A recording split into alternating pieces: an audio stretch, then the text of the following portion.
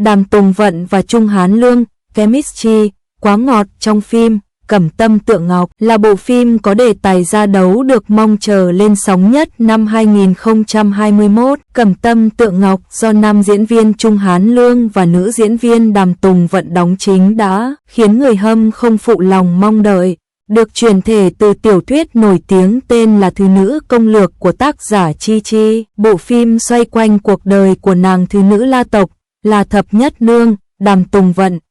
Thập Nhất Nương và mẹ ruột vốn là thiếp của La gia không được sủng ái, từ nhỏ đã bị đẩy sống bên ngoài La phủ, cuộc sống vô vàn khó khăn. 3 năm sau, nàng và mẹ được đón về La gia để thực hiện một cuộc kết hôn giao dịch với Từ phủ, tướng quân Từ Lệnh Nghi.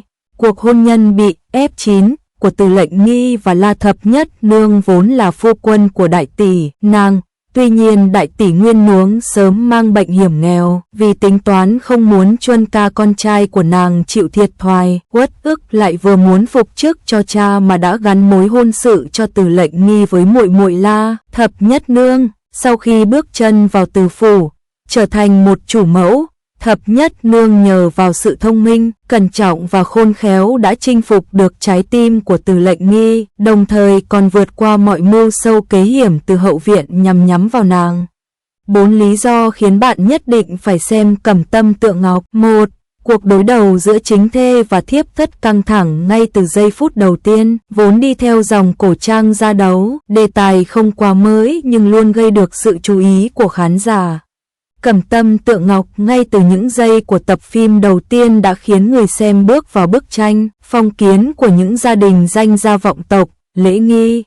Chính vì đấng trượng phu được 5 thê 7 thiếp mà đã gây ra sóng gió giữa chính thất và thiếp căng thẳng không kém gì hậu cung của hoàng đế.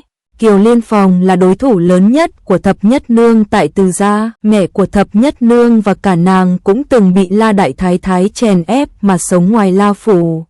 Đến khi Thập Nhất Nương bước chân vào Từ phủ cũng phải đối mặt với dàn thiếp thất của hầu gia, đặc biệt là Kiều Liên Phòng trưởng nữ của Kiều gia, người luôn uất ức vì không thể là kế thê của Từ Lệnh Nghi. Trong khi đó, Thập Nhất Nương lại không được lòng mẹ chồng. Từ Lệnh Nghi vốn lạnh lùng đối với hậu viện của mình, Thập Nhất Nương ngay từ đầu đã bị Kiều Liên Phòng cùng Văn Di Nương, Tần Di Nương soi xét. Bản thân nàng vốn là người cẩn trọng nên nhìn xa, liệu nàng sẽ đối mặt như thế nào trong Từ gia trang tưởng bình yên nhưng lại trùng trùng nguy hiểm. 2. Màn song kiếm hợp bích của Đàm Tùng Vận và Trung Hán Lương là một trong những nữ chính quốc dân. Đàm Tùng Vận góp mặt trong rất nhiều bộ phim đình đám. Với lối diễn tự nhiên cùng khuôn mặt trẻ trung, đáng yêu đã giúp sự nghiệp của cô mang về những bộ phim tỷ view như là Cẩm Y Chi Hà, điều tuyệt vời nhất của chúng ta, lấy danh nghĩa người nhà. Làm nên thành công của Cẩm Tâm Tượng Ngọc, không thể không kể đến Trung Hán Lương, ông hoàng, ngôn tình của màn ảnh Hoa ngữ, là một trong những nam thần Hoa ngữ sở hữu nét đẹp, không tuổi. Trung Hán Lương nhanh chóng ghi dấu ấn trong phim. Trước đó, nam diễn viên từng góp mặt trong nhiều bộ phim như Bên nhau trọn đời, Cô Phương Bất Tự Thường. Diễn xuất đồng đều của tuyến nhân vật phụ Cẩm Tâm Tượng Ngọc, còn có sự tham gia của dàn diễn viên Đường Hiểu Thiên, Dĩnh Nhi, Hà Hoàng San, Lý Thanh, Lưu Vân. Dàn diễn viên phụ góp phần làm nổi bật chủ đề của bộ phim, nhất là số phận người phụ nữ thời phong kiến chịu kiếp chung chồng. Mỗi người một số phận, người không thể sinh con, người bị chồng ghẻ lạnh, khiến khán giả không khỏi đồng cảm, xót xa. 3.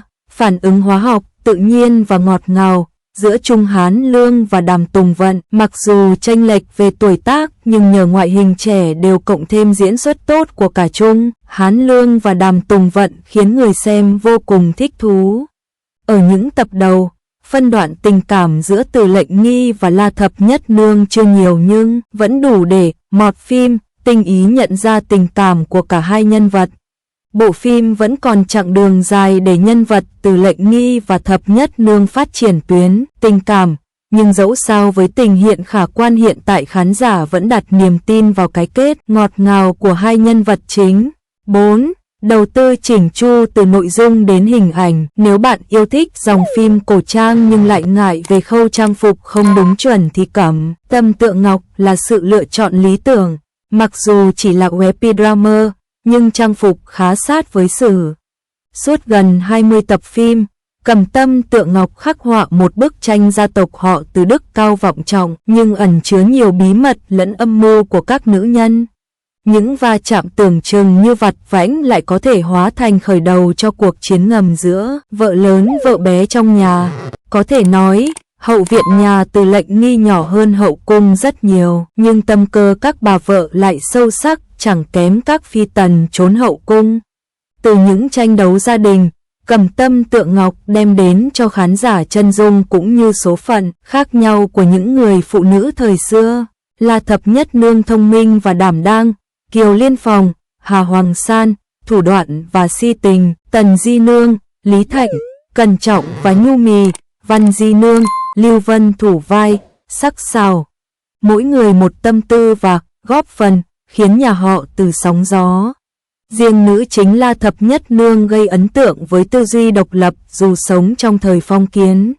La Thập Nhất Nương dám đấu tranh cho số phận bản thân và phản kháng khi bị ép buộc sống trong khuôn khổ gò bó. Khi trở thành vợ Từ Lệnh Nghi, cô vẫn giữ lý tưởng và sở thích của mình, đồng thời cũng không ngại khéo léo thể hiện chính kiến, vừa lo toan cho gia đình vừa hỗ trợ chồng đối ngoại. Cẩm Tâm Tượng Ngọc chuyển thể từ tiểu thuyết Thứ Nữ Công Lược của Chi Chi. Phim cũng gây tranh cãi bởi nội dung khác biệt nguyên tác, thêm thắt chi tiết không cần thiết. Trên trang đánh giá đa bần, tác phẩm còn bị một bộ phận khán giả chê là sáo rỗng, nhịp phim chậm và thất thường.